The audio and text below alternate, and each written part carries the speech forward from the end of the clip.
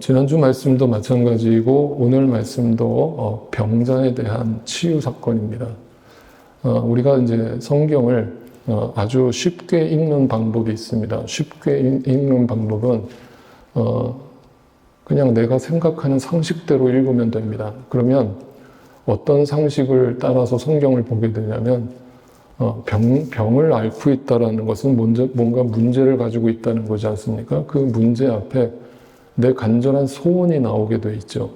우리는 그것을 흔히 기도라고 생각을 합니다. 그러나 제가 여러분께 누누이 말씀드렸지만 성경이 가르쳐주는 기도는 절대 내 소원이 아니라고 말씀을 드렸습니다. 그 이유가 오늘 본문에서 확인되는데, 그러니까 단지 병자가 문제가 생겨서 그 문제를 하나님으로부터, 예수님으로부터 해결받고 고침받고 싶어서 주님 앞에 나왔다. 만약 그것이 목적이고 예수님도 그것을 목적으로 삼아 그를 고쳐주셨다면 그것은 기독교가 아니라고 했습니다. 그것은 샤머니즘하고 전혀 다를 바가 없으며 그것은 차라리 무당을 찾아가는 것이 훨씬 낫습니다. 그렇다면 이 성경에 기록되어 있는 병자 치유 사건을 우리가 성경적 관점에서 해석을 해야 되고 하나님의 뜻을 발견해야만 제대로 그 사건에 대한 목적을 발견하게 되는 것이죠. 지난주 말씀도 마찬가지였죠. 문둥병자, 나병 환자를 예수님께서 치유하셨습니다. 그런데 그 목적이 뭐였다고 그랬습니까? 단지 병을 낫게 하는 것이 아니라 결국 그 영혼을 구원하고자 하시는 구원의 초점이 맞춰져 있는 것을 확인했습니다. 오늘 말씀도 역시 마찬가지로 예수님께서 구원에 대한 메시지를 이 사건 속에 녹아내고 계시고 담아내고 계시다는 사실입니다. 오늘 본문 17절이 이렇게 시작됩니다.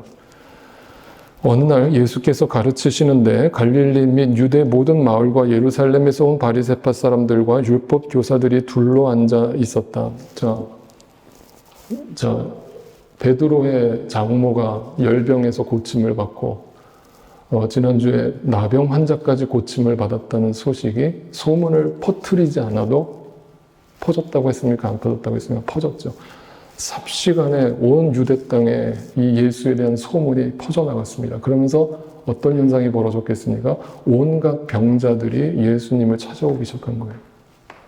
그런데 오늘 의사 누가는 이 누가복음을 기록하면서 아주 재밌는 장면을 우리한테 선사하는데, 병자들이 마땅히 와서 예수의 말씀을 듣고 치유받기를 간구해야 될 것 같은데 누가 찾아왔다고 얘기해요? 네, 예루살렘에서 바리새파 사람들과 율법 교사들이 찾아왔대요. 오늘날로 얘기하면 누굽니까? 네, 목사님들이 찾아온 거예요. 신학교 교수님들이 찾아온 겁니다. 예수님을 찾아왔어요. 그래서 왜 찾아왔겠습니까? 뭔가 병이 있어서, 문제가 있어서 해결받으려고 왜 찾아왔겠어요? 이유는 예수님이 병자를 고친다는 소문이 예수님의 목적대로 복음에 대한 메시지로서 그들에게 소문이 났겠습니까? 아니면 단순하게 누군가가 병이 고쳐졌대 라는 소문으로 퍼져나갔겠습니까? 후자겠죠. 그러니까 누가 메시아라고 떠들고 다닌다면서 병자를 고친다고? 그거 내가 한번 확인해 봐야 되겠어 라면서 예루살렘에서 소위 말하는 신학에 능통한 신학자들과 율법 교사들을 파송한 겁니다. 예수님이 사역하고 계신 갈릴리 지역으로 파송을 해서 지금 뭐 하러 온 거예요? 감시하러 온 겁니다. 얘가 도대체 무슨 일을 하는지, 정확하게 얘가 메시아가 맞는지 아니면 사이비 이단인지 내가 확인해 봐야 되겠다 이러면서 이제 찾아온 겁니다. 자, 그러면 이 바리새파 사람들과 율법 교사들이 예수님의 말씀을 어떤 마음으로 듣고 있는 겁니까? 네? 은혜를 받아야겠다는 마음으로 듣고 있을까요? 아니면 너 어디 한번 해봐. 너 어디 한번 설교 좀 해봐. 성경에 맞는지 내가 한번 들여다보겠어. 내가 알고 있는 성경적 지식에 맞는지 내가 한번 판단해 보겠어. 라면서 네, 그런 마음으로 예수님의 말씀을 듣고 있겠죠. 그러면 중요한 게 있죠. 여기서도 기적 사건이 일어났습니까? 안 일어났습니까? 일어났죠.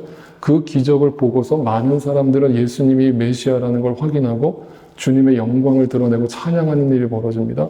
그런데 이 바리새파 사람들과 율법학자들은 은혜를 받았을까요? 이 장면부터 우리에게 던져주는 메시지가 되게 크죠. 어떤 마음의 자세로 예수님 하나님의 말씀을 듣느냐. 내가 하나님의 말씀을 은혜의 말씀으로 듣는 자와 판단하려는 마음으로 듣는 자는 그 열매가 다를 수밖에 없습니다. 그러니까 이 바리새파 사람들은 은혜를 받을 수 없는 마음의 자세인 거예요. 이걸 뭐라고 그래요? 돌짝밭이죠, 돌짝밭. 그 마음이 돌짝밭이에요. 그러니까 아무리 씨를 뿌려도 열매가 안 맺혀요. 네. 그 씨가 금방 사라져버려요. 네. 이 예배당만 나가면 사라져버립니다. 네. 하나님의 말씀은 판단하면서 듣는 거 아닙니다. 여러분, 하나님 말씀은 은혜의 마음으로, 하나님이 주신 마음으로 들어야 열매를 맺는 줄 믿습니다. 그렇게 하나님의 말씀을 들을 때 약한 자들, 병자들, 죄인들은 그 은혜의 말씀을 듣고서 은혜를 받고 변화가 되는데, 오히려 하나님의 말씀에 능통하다고 하는 사람들은 은혜를 전혀 못 받고 말씀을 판단하고 앉아있는 거예요. 저와 같은 목회자들이 은혜 받는 게 쉽지 않아요. 정말 어렵습니다. 근데 그건 교만이죠. 솔직히 말하면 교만이에요. 그렇게 내려놓고 하나님 앞에 열린 마음으로 들어야 해요. 근데 또 하나 재밌는 구절이 등장합니다. 주님의 능력이 함께 하셨대요. 자, 이런 구절들을 생각하면서 성경을 읽어보세요. 여러분, 예수님은 하나님이시죠. 그죠? 그리고 하나님의 아들이시죠. 메시아시죠. 그러면 하나님이 곧 예수님이고 예수님이 곧 성령님이고 삼위일체라고 하는 그 놀라운 성경의 교리가 있는데, 놀라운 사실은 지금 예수님한테 주님께서 병 고치는 능력을 부여하셨대요. 그러면 예수님한테는 그 능력이 없었다는 얘기예요? 이 말이 지금 이해가 되세요? 능력이 없었는데 그 능력이 부여됐다는 거예요. 그래서 이제 이걸 갖다가 사이비 이단 중에 어떤 교주분이 이렇게 설교하는 걸 들었어요. 자기가 이제 예수라고 얘기를 하면서 그 주님의 능력이 자기에게 임했다는 거예요. 그래서 그 능력을 자기는 받았다는 거예요. 그러니까 소위 말하는, 여러분, 이단 사이비 구별하는 방법 딱 한 가지예요. 내가 특별한 능력을 받았다는 거예요. 그건 100% 이단이에요. 사이비예요. 여러분, 그렇게 하나님의 능력이 역사하는 게 아니에요. 여러분, 우리 모두 안에 성령 하나님이 계셔요, 안 계셔요? 그러면 그 성령 하나님이 동일한 능력을 갖고 계셔요, 안 계셔요? 그렇잖아요. 그러면 저 사람한테만 능력이 나타나요? 내 안에도 능력이 나타나요? 근데 왜 저 사람한테는 나타나는데 나한테는 안 나타나요? 내 마음이 돌짝밭이니까. 성령의 역사를 내가 다 걸러내니까. 가로막으니까. 사탄이 역사하니까. 그 말씀의 충만을 받고 성령의 충만을 받으면 모든 믿는 자에게 하나님의 능력의 역사가 나타나는 거예요. 나타나는 거예요. 목사들한테만 나타나는 게 아니라 모든 믿는 자들의 그 능력이 나타나요.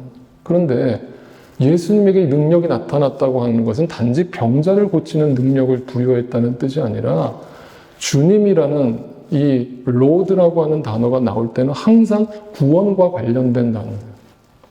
그러면 그 능력은 단지 병 고치는 능력을 말하는 게 아니라 구원하시는 능력을 말하는 거예요. 그러면 하나님이 예수 그리스도를 통해서, 자신의 독생자 아들을 통해서 인간을 구원할 능력을 부여하셨고, 그 구원의 능력을 병을 고치는 사건을 통해서 확인시켜 주시려고 이 역사를 일으키신다는 얘기예요. 그러니까 단지 병이 고치는 사건이 아니라 이 이야기는 우리를 다 구원하실 능력을 누가 가지고 오셨냐, 누가 가지고 이 땅에 오셨느냐라는 질문을 던지면서 그분이 예수 그리스도다, 그분이 메시아다라고 성경 기자가 선언하고 있는 겁니다. 자, 그러면서 이 다음 구절을 보니까 이렇게 일어납니다. 18절 말씀입니다. 누가 찾아왔습니까? 중풍병에 걸린 사람이 찾아왔습니다. 요즘은 이제 중풍병이라는 말 자체가 이제 잘 사용되지 않는 단어인데, 오늘날 의학적인 용어로 바꾼다면 무슨 병일까요? 네, 이걸 뇌졸중이라고 얘기합니다. 뇌졸중이 오면 어떤 현상이 벌어집니까? 일단은 네, 모든 전신이 마비가 오기 시작하죠. 마비가 오기 시작하면서 다리부터 팔 모든 고개 하나 까딱이지 못하는 상태가 벌어지죠. 그럼 이 뇌졸중 환자는 심한 사람들은 병상에 누워서 자기 힘으로 까딱할 수 있어요, 없어요? 못해요. 그럼 소변 대변 다 옆에서 받아줘야 돼요. 하도 누워 있어서 등에 욕창 걸리고 그러니까 이 당시 중풍병도 거의 이제 걸리면 거의 사망에 이르는 병이었어요. 그 가망성이 없는 거예요. 그러면 이렇게 중환병에 걸린 환자가 그 마을에 있었다면 주변 마을 사람들이 다 알아요, 몰라요? 알아요, 몰라요? 다 아는 사람이에요. 동네 이웃이에요. 그 사람 중풍병 걸린 사람, 그러니까 흔한 병이 아니었단 말이에요. 그러니까 그 뇌졸중 걸려서 맨날 병상에 누워있는 환자. 그런데 예수님이 어느 집의 가정에서 설교를 하고 계셨던 거죠. 그리고 병자들을 치유하고 계셨던 거죠. 그러니까 사람들이 줄을 섰을 거 아니에요. 줄을 섭시오 하면서 줄을 섰을 거 아니에요. 그런데 아무리 기다려도 이게 순서가 올 가망성이 없어요. 그러니까 어떤 일이 벌어져요? 네, 지붕을 뚫고 내려오는 기상천외한 일이 벌어지는 거예요. 왜 기상천외한 일이에요? 여러분 한번 일단 지붕을 어떻게 뚫어요? 라고 이제 질문하실 분들이 계실까봐 좀 설명드리죠. 오늘날 현대 건물처럼 콘크리트나 벽돌로 만든 벽을 생각하시면은 불가능하죠. 그거는 뭐 곡괭이질을 해도 힘든 거죠. 그런데 당시 이스라엘 사람들의 집의 구조를 보면 이런 식으로 생겼어요. 이렇게 생겼어요. 우리말로 이제 기와를 벗겼다 그러니까 이제 옛날 우리나라 한옥집을 또 떠올리시는 분들이 계신데 그렇지 않고 위에 천장을 보면 그 천장을 뭐로 만들었냐면 이제 돌 감람나무를 대들보로 삼아가지고 그 위에다가 종려나무 가지를 여러 가지 형태로 이제 만들어서 형틀을 만들었어요. 그리고 그 안에다가 진흙하고 이런 잔가지 또 여러 가지 그런 낙엽잎 같은 것들을 다 모아가지고 섞어가지고 그거를 천장에 발랐어요. 그걸 천장에 바르면 이게 반듯합니까? 안 반듯합니까? 그러니까 저 여기서 지금 위에 사람이 뭐하고 앉아 있어요? 네. 롤러를 가지고 그거를 반듯하게 이렇게 빚어요. 진흙이니까. 그러면 진흙이면 마르면 돌같이 딱딱해지죠. 그런데 비가 오면 어떤 일이 벌어져요? 비가 오면 진흙이 녹아내리기 시작하잖아요. 그러니까 이 이스라엘 사람들은 비가 거의 오지도 않았지만 건기라서 비가 한번 오면 지붕이 이제 새기 시작하니까 허구한 날 지붕 올라가서 보수공사하는 거예요. 그래서 맨날 남자들이 하는 일은 지붕 올라가서 진흙 덧입히고 롤러로 밀고 그러니까 이런 지붕이니까 진흙 같은 거 뭐 손으로 주먹으로 쳐도 뚫리잖아요. 그러니까 지붕을 뚫는 일이 되게 쉬운 일이었어요. 그런데 또 한 가지 퀘스천이에요. 그래서 이제 지붕을 뚫었습니다. 이렇게 뚫었어요. 이렇게 지붕을 뚫었는데 자 성경을 좀 생각하면서 읽어보자고요. 일단 그 집은 누구 집이에요? 그 중풍병자 집이에요? 아니에요. 남의 집이에요. 자, 여러분이 그 집 주인이라고 생각해 보세요. 네. 어렵게 비 올 때마다 보수공사해서 힘들어 죽겠는데 겨우겨우 지붕을 만들어 놨는데 환자가 와가지고 그 천장을 저렇게 환하게 뚫어버렸으니 주인 입장에서 화날 일이 아니에요. 불쾌한 일이 아니에요. 첫째, 주인은 노발대발할 일이죠. 이게 어디 남의 집을 이렇게 재산에 손해를 입히냐고 고소할 판이에요. 또 두 번째, 자, 진흙으로 만든 천장이 위에서 아래로 내리쳐가지고 구멍을 뚫었으니 그 진흙이 다 어떻게 됐겠어요? 아래에 있는 사람들한테 다 쏟아져 내렸겠죠. 그럼 먼지가 자욱했겠죠. 근데 그 집안에서 지금 누가 계셔요? 예수님이 설교하고 계셔요. 어떤 상황인지 이게 상상이 되세요? 진흙이 천장에서 쏟아져 내리고 갑자기 먼지가 자욱한 일이 벌어져요. 사람들이 콜록콜록 하면서 막 나가요. 주인은 갑자기 이게 뭔 일이야? 갑자기 왜 남의 집 천장을 뚫어? 지붕을 뚫어? 라면서 당황스러워요. 인간적으로 보면 화가 날 일이 아니에요. 세 번째, 사람들이 줄을 서 있잖아요. 그러면 아무리 급해도 순서를 지켜야 돼요? 안 지켜야 돼요? 근데 자기가 급하다고 지붕을 뚫어서 예수님을 만났다는 것은 뭐예요? 새치기 한 거잖아요. 기회 아니에요? 그럼 이 사람이 은혜 받을 사람이에요?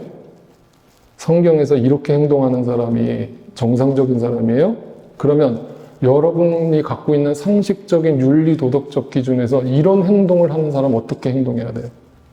야, 네가 아무리 급해도 그렇지. 어떻게 남의 집 천장을 그렇게 뚫어버리냐? 아, 그리고 여기 있는 사람들 지금 다 뭐야? 먼지 다 뒤집어 쓰고 이게 뭐야? 예배드리다 말고. 설교, 목사, 예수님 설교하고 계시는데. 그리고 너 왜 순서도 안 지켜? 옳고 그름으로 따지면 치유하기 전에 일단 비판받아야 되잖아. 너 왜 이렇게 무례해? 왜 네 생각만 해? 여기 있는 사람들은 생각 안 해? 근데 재밌는 사실은 이 불편한 상황이 벌어졌는데 예수님은 한마디로 그 부분에 대해서 불평을 안 해요. 예수님뿐만 아니라 집주인도 불평을 안 해요. 동네 사람들, 줄 서 있던 사람들 누구도 그 부분에 대해서 컴플레인을 안 해요. 왜 그래요? 동네 사람들이 다 알고 있는 사람이에요. 저 사람 이제 곧 죽을 사람이에요. 소망이 없는 사람이에요. 얼마나 간절하면, 얼마나 절실하면 저 무례함을 무릅쓰고 저런 행동을 할까라는 생각에 사람들이 다 침묵하고 있어요. 심지어 예수님조차도 그 부분에 대해서 무례하다라고 책망하지 않아요. 여러분, 이 부분에서 느껴지는 부분이 있기를 바랍니다. 예수를 믿는다는 것은요, 늘 마음의 스페이스가 있는 거예요. 여러분의 마음의 스페이스가 좁아지면 안 믿는 사람하고 똑같아요. 내 기분에 안 맞으면 삐지고 짜증내고 화내고 옳고 그름 따지고. 여러분, 그건 믿는 거 아니에요. 믿는 건요, 내 눈으로 봤을 땐 저 사람이 분명 무례한 행동 한 게 맞아요. 그건 나중 일이고, 그 사람의 삶을 들여다보고 그 사람의 심정을 들여다보면 저 사람 왜 저렇게 행동할까? 얼마나 마음에 상처가 있을까? 얼마나 마음이 급할까? 예전에 엘리자베스 코블러 로스라고 하는 이제 인생 수업이라고 하는 베스트셀러 작가가 계셔요. 이분이 죽음에 대한 강연을 많이 하고 다니시는 분인데, 이분이 이 인생 수업이라는 책을 쓰시고 베스트셀러가 돼서 전 세계를 다니면서 강연을 하시는 거예요. 그리고 이분이 강연을 할 때마다 그분의 책을 가지고 사람들이 와가지고 저자 사인을 받으려고 사인회가 열려요. 근데 이 엘리자베스 코블러 로스가 사인을 하던 중에 시간을 보니까 다음 강연에 갈 시간인 거예요. 근데 아직도 줄을 서 있는 사람들이 많아요. 근데 일단 그분들한테 양해를 구하고, 죄송합니다, 제가 다음 강의 시간이 다 돼서 급하게 가야 되겠습니다, 죄송합니다 하면서 그 사인회를 중단하고 급하게 공항으로 가셨대요. 그리고 공항에 가자마자 이제 볼 일이 급해서 화장실을 들어가셨대요. 화장실을 들어가셔서 딱 변기에 앉아 있는데 갑자기 이제 화장실은 밑에 이 바닥이 뚫려 있잖아요. 갑자기 착 하고 펜이 쑥 들어오더래, 손이. 네. 그분 책이에요. 그분 책하고 펜하고 쑥 들어오더니 사인 좀 부탁해요 하면서 그걸 넣더래요. 이분이 갑자기 볼일 보다 말고 너무 놀라셔가지고 화가 머리끝까지 난 거예요. 이렇게 무례한 사람이 어딨냐고. 어떻게 화장실까지 가서 사인을 해달라고 하냐고. 그래서 문을 열고 나갔더니 웬 수녀님이 서 계신 거예요. 아니, 상식적으로 다 알만한 분이 왜 이런 무례한 행동을 하시냐고. 어떻게 내가 화장실에 들어와 있는데 거기다가 책을 들이미실 생각을 하셨냐고. 그랬더니 막 그분이 어쩔 줄 몰라 하면서 너무 죄송합니다, 제가 너무 급한 마음에 그런 무례한 행동을 했습니다. 사실은요, 제가 저자님 사인에 참석해서 사인을 받으려고 줄을 서 있었는데 저자님이 급하게 양해를 구하고 나가시는 모습을 보고 실망을 했다는 거예요. 그런데 제가 사인을 받아야 될 이유가 있었다는 거예요. 자기 동료 수녀님이 말기 암에 걸려서 이제 죽을 날을 받아놓고 있는데 저자님의 진짜 팬이라는 거예요. 그래서 마지막 소원이 저자님의 사인이 담긴 책을 선물로 받고 싶다라는 게 소원이었대요. 그래서 저자님의 사인을 받으려고 친구의 선물로 주려고 그 사인회에 참석해서 줄을 서 있는데 저자님이 그렇게 앞에서 사라지니까 너무 절망스러워서 친구를 볼 면목이 없었는데, 그리고 이제 집에 가야지 하고서 공항에 왔는데 갑자기 저자님이 공항에 보이더래요. 그러면서 화장실로 들어가시더래요. 그래서 쫓아 들어갔대요. 그래서 무례함을 무릅쓰고 책을 들이밀었대요. 정말 죄송하다고. 그런데 제 사정이 이렇다고 얘기를 하니까 그 저자분이 그래도 무례하다고 그분한테 화를 냈을까요? 그러면서 그분이 그 이야기를 책에 그대로 적었어요. 사람은 다 말 못할 사연이 있다. 무례한 자는 단순히 무례함만을 보지 말고 왜 사람이 저럴 수밖에 없었나, 왜 급했나, 그걸 생각할 수 있는 여유를 가진 사람들이 인생을 잘 사는 사람들이라고 표현을 했어요. 근데 저는 그것이 믿는 사람들의 마음이라고 생각해요. 마음의 스페이스를 가지세요. 주님과 거기에 있던 사람들은 아무렇지도 않은 듯이 그 병자를 맞아줍니다. 그 병자를 맞으면서 이렇게 평가합니다. 20절입니다. 예수께서 그들의 믿음을 보시고 말씀하셨다. 이 사람아, 네 죄가 용서받았다. 중요한 것은, 중풍병자는 전신이 마비된 사람입니다. 자기 힘으로, 자기 의지로 예수님 앞에 나왔습니까? 아니죠. 그러면 누가 그를 데리고 왔습니까? 친구들이, 이웃들이 그를 데리고 왔어요. 이것을 똑같은 내용을 기록하고 있는 마가복음을 들여다보면 그 숫자가 기록되어 있죠. 마가복음 2장 3절을 볼까요? 그때 한 중풍병 환자를 4사람이 데리고 왔다. 침상을 들고 왔으니까 적어도 4명이 들어야 짝이 맞겠죠. 그러니까 4명이 침상을 들고 와서 지붕을 뚫고 그 전신이 마비된 환자를 위해서 내려준 거예요. 그 집 밑으로 내려줬습니다.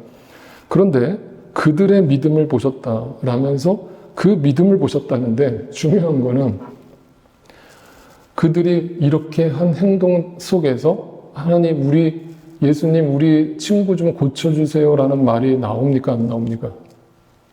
나와요, 안 나와요? 말 한마디 안 나오죠. 고쳐달라는 말이 없었어요. 그리고 그 병자 자체도 말을 할 수 있어요, 없어요? 말을 못해요. 전신이 마비된 사람이 어떻게 말을 해요? 말도 뻥끗 못해요. 근데 친구들이 그것을 보고서 데리고 와서 해줬다는 거예요. 그러면 이 부분을 가지고 우리는 여태까지 어떻게 이해를 하고 설교를 들어왔느냐? 그 당사자보다 친구들의 믿음이 하나님 앞에 평가를 받았다. 라면서 믿는다는 것은 서로를 협력해서 연합해서 함께 돕는 마음으로, 서로를 구제하는 마음으로, 사랑하는 마음으로 도울 때 하나님의 기적의 역사가 일어난다라고 이야기를 했어요. 근데 오늘 본문에 보면 그들은 간구하지도 않았고 부탁하지도 않았고 그저 친구가 너무 불쌍해서 같이 데리고 와서 그냥 내려준 것 뿐이에요. 그게 전부예요. 그런데 그들의 믿음을 보셨대요. 그러면 그 믿음이 그들로부터 나왔다는 얘기가 아니겠죠. 이해가 되고 계세요? 그들의 믿음을 봤다라는 것이 아니라, 그들의 열심을 봤다는 게 아니라 그들 속에 연약함, 아무것도 할 수 없는 상태, 내 힘으로는 절대 극복할 수 없는 상태를 보시고 그것을 믿음으로 여겨주셨다라는 말의 뜻이 되는 거예요. 그러니까 믿음은 뭐냐? 내가 믿습니다. 열심을 내고 내 에너지를 폭발시켜서 그 믿음을 드러내면 그 믿음을 높이 사시는 것이냐? 아니라는 거죠. 진짜 믿음은 뭐냐? 내가 못하겠다는 거예요. 나는 전신이 마비된 중풍병자와 같다는 거예요. 난 의지가 없다는 걸 말 한마디 뻥끗 못하는 사람이라는 거예요. 그런데 하나님께서 그것을 믿음으로 여겨주셔서 그의 병을 낫게 해주시고 그에게 구원의 역사를 일으켜 주신다라고 말하고 계시는 거예요. 그러면서 재미있는 말씀을 하시죠. 뭐라고 그래요? 이 사람아, 내 죄가 용서받았다. 정상적이라면 뭐라고 말씀하셔야 맞아요? 이 사람아, 네 병이 나았다라고 말하는 게 상식적인 말씀이죠. 그런데 예수님이 느닷없이 죄 사함을 받았다라는 말씀을 하고 계시죠. 그러니까 우리가 생각하는 의도와 전혀 다른 방향으로 예수님이 이 사건을 일으키고 계시다는 것을 설명하고 계시는 거예요. 병이 낫는 것이 목적이 아니라 우리에게 진정한 구원, 그 죄에 대한 해방에 대해서 이야기하시려고 이 사건을 일으켜주고 계시다는 것을 말씀하고 계시는 거예요. 그러면서 이 사람아 네 죄가 용서받았다라고 이야기를 했어요. 그랬더니 이 이야기를 옆에서 누가 듣고 있었어요? 그 율법학자들과 바리새인들이 듣고 있었어요. 어떻게 반응을 했습니까?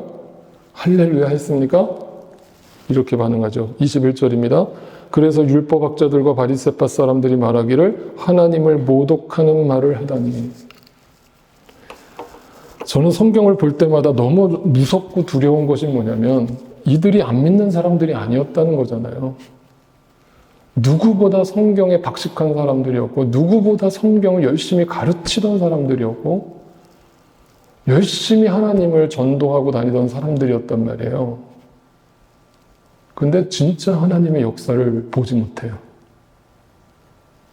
자신의 머릿속으로, 자신의 상식으로 그 하나님의 역사를 이해하고 있어요. 그러니까 그 예수 그리스도의 죄사함의 메시지가 선포되고 있는데 그 메시지를 들으면서 하나님을 모독하고 있다라고 발언이 나와요.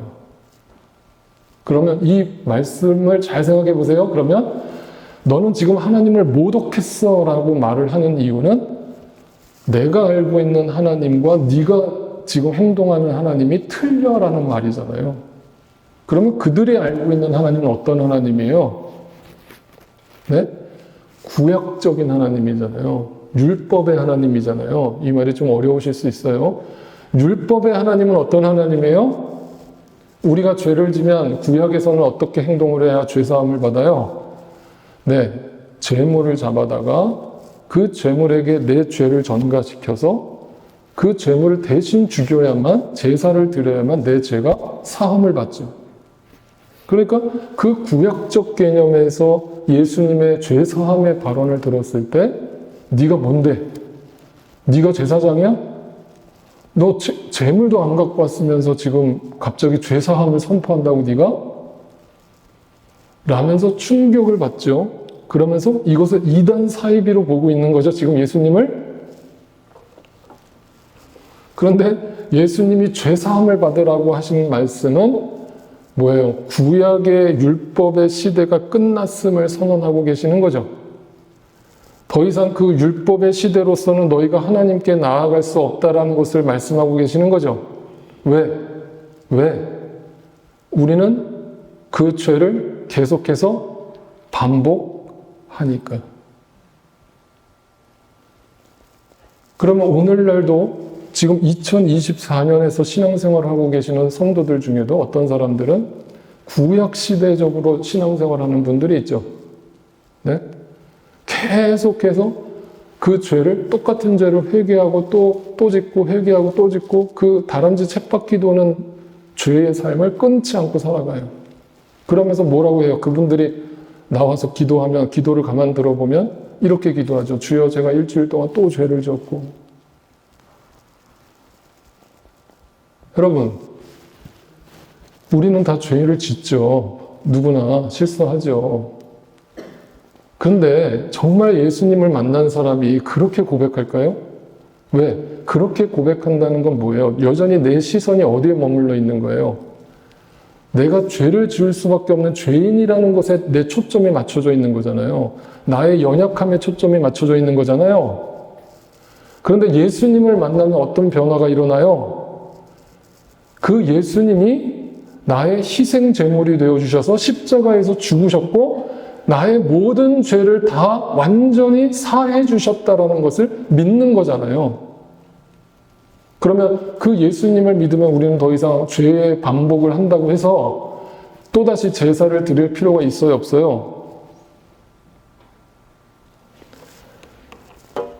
그런데 그 사람들은 그렇게 예수님을 이해하고 있으니까 내 연약함, 나의 죄인됨에만 초점을 맞추고 있으니까 늘 똑같은 구약시대 제사를 반복하는 신앙생활을 하는 거예요. 하나님 앞에 회개하고 또 가서 똑같은 죄 짓고 또 나가서 회개하고 또 똑같은 죄 짓고 또 회개하고.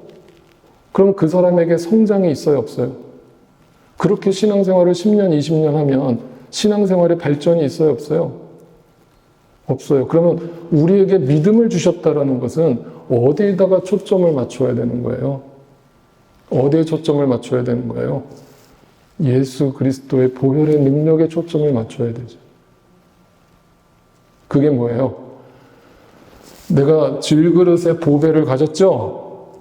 그러면 질그릇이 갑자기 금그릇으로 바뀌어요?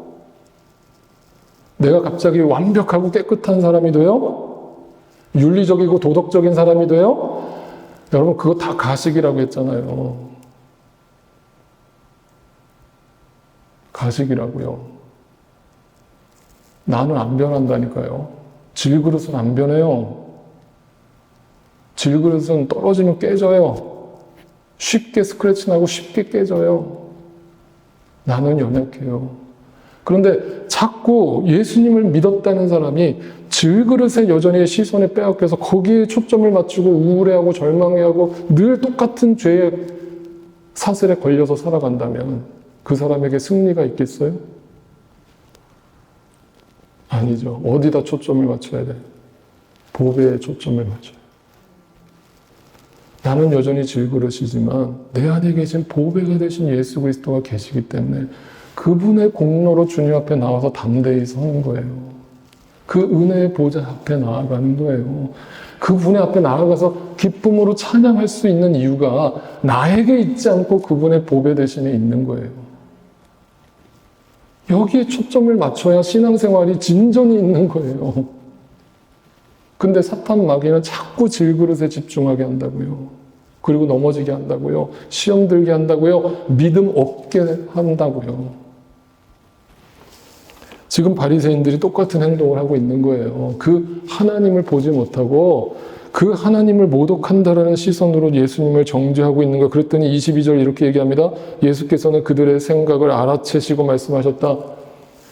여러분, 하나님은 우리의 생각을 아셔요, 모르셔요? 숨긴다고 숨겨져요, 안 숨겨져요? 그럼 예배가 뭐예요? 말씀 묵상이 뭐예요? 기도가 뭐예요?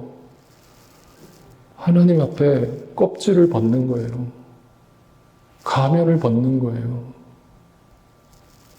윤리와 도덕과 선행으로 감싸버린 괜찮은 척하고 앉아있는 내 가식의 껍질을 벗고 주여 내가 죄인입니다. 주여 내가 중풍병자입니다.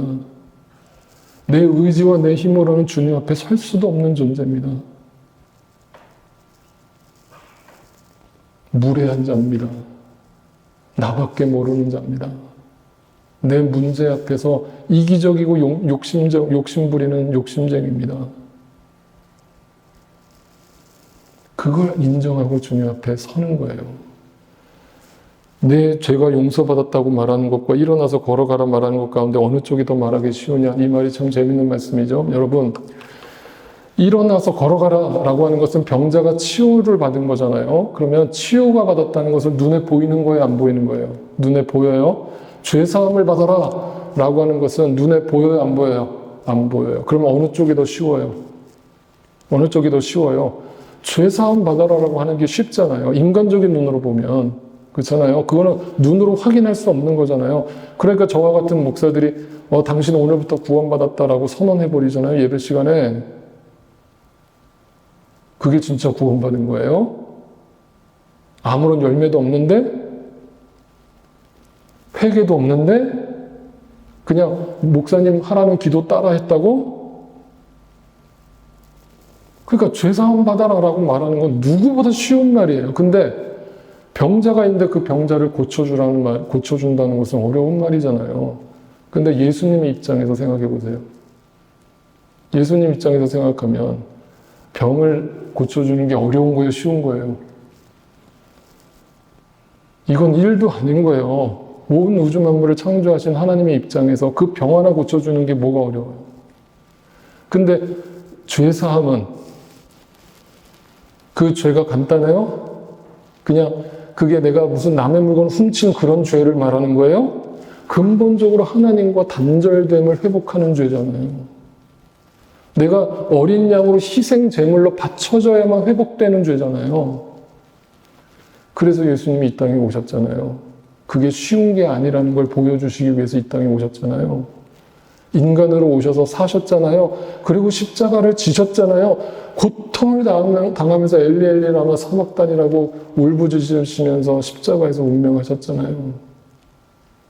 그러면서 우리 제자들한테 말씀하셨잖아요. 너희도 나를 따르라.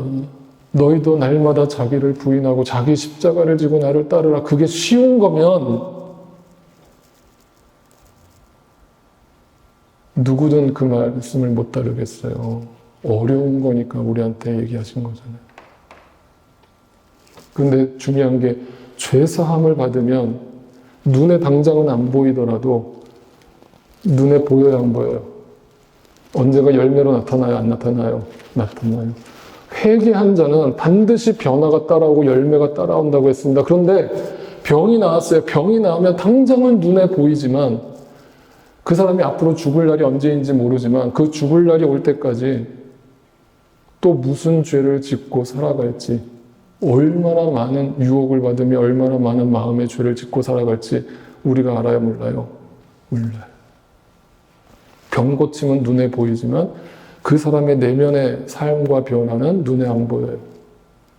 반대로 죄사함의 말은 당장 눈에 안 보이지만 진짜 죄사함의 구원의 역사를 받은 사람들은 눈에 보여요. 그러면서 예수님이 24절 이렇게 선언합니다. 그러나 너희는 인자가 땅에서 죄를 용서하는 권세를 가지고 있음을 알아야 한다라면서 이 사건을 일으킨 목적을 명확하게 설명하죠. 단지 병을 고치려고 이 땅에 온 게 아니라 너의 죄를 사하려고 한다. 네 힘으로 해결할 수 없는 죄.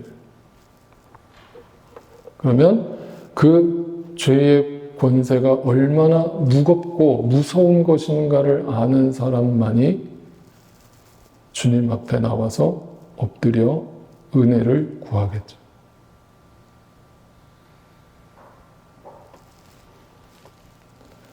그러면 그 은혜를 내가 체험하지 못하는 이유를 마지막으로 설명드려요.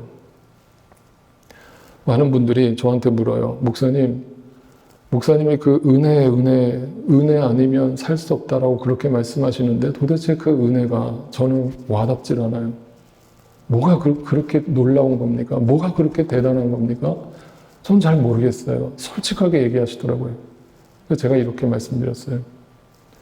로마서 말씀에 죄가 깊을수록 은혜가 깊다는 말씀이 있습니다. 그게 무슨 말인가? 내가 철저하게 죄인됨을 확인하지 않으면 절대 그 은혜는 와닿지 않습니다. 뭔가 내 힘으로 나 괜찮은 사람이야 라는 1%의 생각이 여전히 내 안에 남아있다면 절대 그 은혜는 여러분에게 100% 임하지 않습니다. 내가 예를 들어 볼게요. 누군가한테 1억을 빚졌어요. 좀 요즘은 단위가 높아졌으니까 10억이라고 합시다. 10억을 빚졌어요. 내 능력으로 갚을 능력이 없습니다. 근데 그 사람이 어느 날 나를 찾아오더니 이봐, 내가 다 탕감해 줄게. 안 갚아도 돼. 그러면 그 사람이 그 은혜를 입었잖아요. 그러면 그 사람이 정말 정상적인 사람이라면 어떻게 그 사람한테 행동하겠습니까? 네? 정말 은혜를 입은 사람답게 행동하지 않겠습니까? 내가 죄인이라는 걸, 내가 정말 탕감받았다라는 걸 아는 사람만 은혜를 갚을 수 있어요. 그런데 오늘날 희한한 일이 벌어지는, 오늘날만 그런 게 아니라 죄인된 인간들은 어떤 짓을 하느냐. 1만 달란트 빚을 탕감해 줬더니 그걸 그 순간에는 은혜라고 생각했는데 시간이 지나면서 그 은혜를 망각해. 그게 얼마나 놀라운 은혜였는가를 망각해요. 그리고 나한테 100데나리온 빚진 사람을 안 갚아줘요. 쉽게 말하면 내가 100억, 10억을 탕감받았는데 나한테 100만 원 빚진 사람 그거를 탕감 안 해주는 거예요. 내가 하나님 앞에 놀라운 은혜를 입었는데 나한테 조금만 잘못한 사람 못 넘어가. 너 다시는 안 봐. 우리 다시는 만날 일 없을 거야. 끝. 빠이.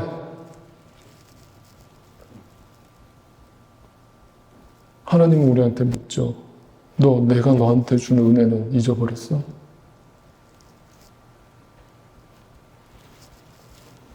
그 죄를 사하는 권세가 예수 그리스도로 말미암아 우리에게 주어졌다는 것, 그것은 뭐냐면 단 한 번의 영원히 유효한 제사로서 우리의 죄를 탕감해 주셨다라는 그 놀라운 은혜 속에 들어가는 것이고, 그 은혜 속에 들어간 자는 어떻게 살게 되느냐? 구원받은 것이 끝이 아니에요. 그 중풍병자를 죄사함의 권세로 구원하신 예수 그리스도께서 이 병자에게 어떻게 명령하는가? 마지막 24절을 보세요. 그러나 너희는 인자가 땅에서 죄를 용서하는 권세를 가지고 있음을 알아야 한다. 그리고 예수께서 중풍병 환자에게 말씀하셨다. 내가 너에게 말한다. 일어나서 네 침상을 치워들고 네 집으로 가거라. 그 침상은 그냥 침상이 아니에요. 내 힘으로는 절대 일어설 수 없었던 내 과거의 흔적이에요. 내 삶이에요. 예수님은 내 몸만 치유하시고 끝난 게 아니고, 내 영혼만 구원하시고 끝난 게 아니고, 나에게 뭘 요구하시는 거예요? 네, 변화된 삶을 요구하시는 거예요. 그게 구원이에요. 그게 구원이에요. 구원받았다는 사람이 가정에서 삶이 전혀 달라지지 않고, 자기 배우자를 여전히 함부로 대하고, 자기 자식과 부모를 함부로 대하고, 이웃들에게 함부로 대하면서 살아간다면 그 사람이 정말 구원받은 사람인가 퀘스천을 던져봐야 해요. 그러면서 그 중풍병자가 일어납니다. 침상을 들고 자신의 과거에 상처받은 삶을 들고 찬양합니다. 입술을 열었습니다. 드디어 입술이 움직입니다. 그리고 걸어서 자기 집으로 돌아가서 자신의 집 속에서 예수를 믿은 자답게 살아가기 시작합니다. 이게 구원이에요. 그런데 26절 마지막에 이렇게 끝납니다. 그걸 옆에서 지켜보던 사람들은 이 놀라운 구원의 메시지를 전혀 알아듣지 못한 채 그 율법학자들과 바리새파 사람들처럼 이렇게 행동하죠. 사람들은 모두 놀랐다. 이 놀랐다는 게 구원을 보고 놀랐다는 게 아닙니다. 기적을 보고 놀란 거예요. 그리고 하나님을 찬양합니다. 할렐루야, 호산나, 다윗의 자손 예수여. 우리를 경제적인 어려움에서, 정치적 어려움에서 해방하실 정치적 메시아여, 환영합니다. 드디어 당신을 만나니 이제 내 모든 문제가 해결되겠군요. 만사형통하겠군요. 그들은 우리는 오늘 신기한 일을 보았다. 재밌는 표현을 썼죠. 구원의 역사를 본 게 아니라 신기한 일을 본 거예요.